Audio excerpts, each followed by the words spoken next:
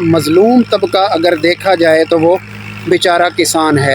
पूरा पूरा दिन लाइन में लगने के बाद ये मालूम नहीं होता कि उसको खाद मिलनी है या नहीं मिलनी। वो गरीब किसान जैसे खाद लेने के लिए जो है ज़लील हो रहा था, दर बदर के ठोकरें खा रहा था, आज वो अपने गंदम को बेचने के लिए भी वैसे ही दर बदर की ठोकरें खा रहा है। गरीब किसान अपनी तैयार की हुई, अपने बच्चों की तरह तैयार की हुई फसल का रेट भी खुद तय नहीं करता।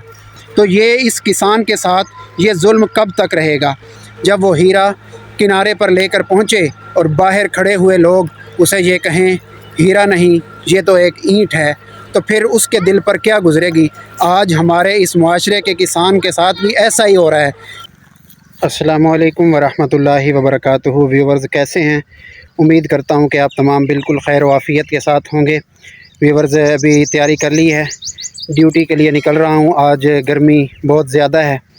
अभी 8 बजे का वक्त है, 9 बजे दफ्तर पहुँचना है। इंशाल्लाह पहुँच जाऊँगा और दिन का जो भी रूटीन होगा आपके साथ ज़रूर शेयर करूँगा। आपने मेरे साथ साथ रहना है। अभी निकलने लगे हैं, भाई बाइक लेके आ रहा है, ये मुझे बस स्टॉप तक छोड़ देगा, फिर इंशाल्लाह दफ्तर जाता हूँ। भाई यहाँ पर रोड पर छोड़कर वापस चला गया है। यहाँ अभी गाड़ी आने वाली है, फिर बैठता हूँ, फिर जाता हूँ ड्यूटी के लिए। अब ये लोधरा के कहरोड़ पक्का चौक पर पहुँचा हूँ। अभी यहाँ से जो है रिक्शा मिलेगा और फिर दफ्तर जाता हूँ। अभी दफ्तर से फारिग हो गया हूँ, छुट्टी हो गई है आज, क्योंकि जुम्मतुल मुबारक के दिन है। पहले जुम्मा अदा करता हूँ, फिर आगे जो रूटीन होगा वो करेंगे। आज गर्मी बहुत शदीद है, अल्लाह ताला रहम फरमाए। गर्मी की शिद्दत अभी बढ़ गई है बहुत ज़्यादा। अल्हम्दुलिल्लाह ये मस्जिद में पहुँच गया हूँ। ये लोधरा में जामिया हनफिया कासमिया अलबारूक अड्डे वाली मस्जिद। अल्हम्दुलिल्लाह नमाज़ जुमा अदा कर ली है, अभी घर के लिए निकलता हूँ। Welcome back viewers. अल्हम्दुलिल्लाह घर पहुँच चुका हूँ। अभी कुछ काम के लिए अब्बू और मैं जा रहे हैं, आपको भी दिखाते हैं कि किस काम के घर से जा रहे हैं। सबसे पहले ये ईंटों वाले भट्टे पे पहुँचे हैं। ये पीछे रोड है, ये हमारे घर से तो कोई 5-7 किलोमीटर के फासले पर है। यहाँ से ईंटें लेनी है, रेट वगैरह पता करते हैं। ये जी भट्टे के अंदर पहुँच चुके हैं, आपको भी दिखाते हैं ईंटें। ये अव्वल है जी अव्वल है। ये देखें जी कैसे ईंटें ये तैयार होकर ये अब सेल के लिए जो है यहाँ से निकाल लेते हैं और फिर आगे जो है सप्लाई करते हैं। शायद भिजवे से तो सब भिजवानी है। रेड़ियां का किराया वो इतने रेट नहीं बननी जितना ना किराया मांगना। 15,000 बाथरूम बनाना और तो सब बड़ा वाशरूम बनाना काफ़ी है उसने। और तो जट तेल पता है पिन्ने पाना। हाँ या ये करो तुम 2000 नहीं करा सकते। चलो जायज़ जायज़ करो तो 2000 से करे ने बच वैसे चक्कर ये है चक्कर बच वैसी, बाकी रोला कोई क्या नहीं बुजुर्गो। बाकी असला माफी ऐसा 1500 देवनी 1000 भी देवनी। ये देखें व्यूअर्स किस तरह ये ईंटें हैं, इनको जोड़कर कच्ची ईंटें जोड़कर फिर इनमें जो है आग वगैरह जलाते हैं। तो ये अब पक कर तैयार हुई खड़ी हैं। अब इनको बाहर निकालेंगे सप्लाई के लिए। चलो हुणे अपना सौदा फाइनल थी गया है, तो हुणे बाकी थोड़ा काम रह गया। ये व्यूअर्स हमारा जो है सौदा तय हो गया अल्हम्दुलिल्लाह। इंशाल्लाह कल ये हमें ईंट जो है घर पहुंचा देंगे। तामीराती काम के लिए सबसे पहले जो है ईंटों की ज़रूरत होती है। अल्हम्दुलिल्लाह हमने अपने जो है ईंटों का सौदा जो है वो फ़ाइनल कर लिया है। अब दूसरा सामान लेना है, उसके लिए फिर अब घर जाते हैं, फिर देखते हैं अगर कोई टाइम हुआ तो फिर आज जाके ले आएंगे, वरना फिर कल जो है बाकी सामान लेंगे। इस तरफ ये देखें, यहाँ हमारे ये थोड़ा सा ही सफ़र है, 5-6 किलोमीटर में ये 3 भट्टे इकट्ठे लगे हुए हैं। एक ये है, ये सामने, और एक वो आगे। वो दोनों नहीं चल रहे, सिर्फ एक ये चल रहा है। आज फिर अल्हम्दुलिल्लाह एक प्लाट जो है घास का काश्त कर रहे हैं। पीछे गाड़ी चल रही है, ये देखें जी।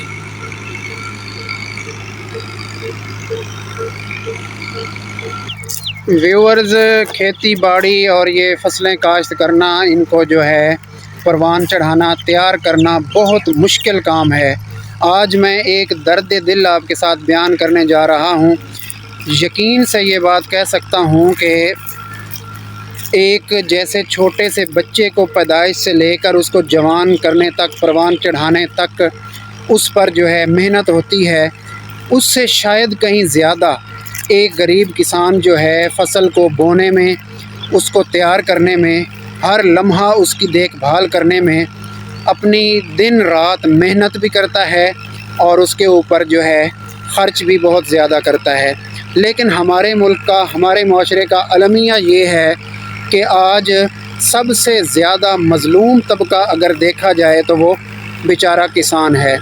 जैसे एक छोटे से बच्चे को तकलीफ़ हो तो उसके वालिदैन तकलीफ़ में होते हैं जब तक वो ठीक ना हो, ऐसे ही जब फ़सल को किसी किस्म की कमी हो, कोई बीमारी लग जाए या पानी की कमी हो, किसी किस्म की कोई कमी हो, तो अपने बच्चों की तरह एक गरीब किसान जो है वो परेशान होता है।